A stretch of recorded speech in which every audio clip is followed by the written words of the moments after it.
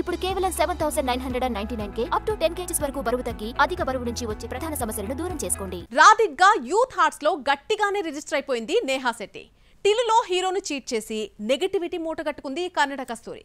ఈ సినిమా ఆమెపై ఎంతలా ఇంపాక్ట్ క్రియేట్ చేసిందంటే నెక్స్ట్ పాజిటివ్ క్యారెక్టర్స్ చేసినా సరే హిట్టే కొట్టలేనంతలా. దీంతో గ్యాప్ ఇచ్చిన బ్యూటీ రూట్ మార్చి సర్ప్రైజ్ ఇవ్వబోతోంది.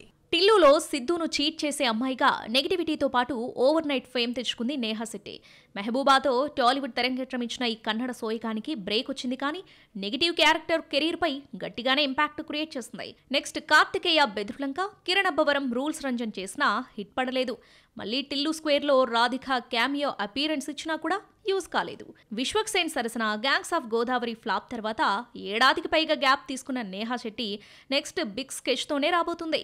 ఐటమ్ సాంగ్స్ తో కెరీర్ ను బిల్డ్ చేసుకుంటున్న హీరోయిన్ల తరహాలోనే ఇప్పుడు మేడం కూడా స్పెషల్ సాంగ్ పై ఫోకస్ చేసింది.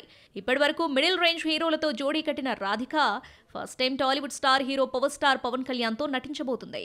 ఓజీలో పెప్ సాంగ్ చేసినట్లు తెలుస్తోంది. ఓజీలో ఓ సర్ప్రైజ్ ఉండబోతుందని అనౌన్స్ చేసింది నేహా. కన్నడ హీరో రిషబ్ శెట్టితో నేహా జోడీ కడుతున్నట్లు వార్తలు వచ్చినప్పటికీ అఫీషియల్ కన్ఫర్మేషన్ లేదు. కానీ నవంబర్లో మరో మూవీ అనౌన్స్మెంట్ వచ్చే ఛాన్స్ ఉందని సమాచారం.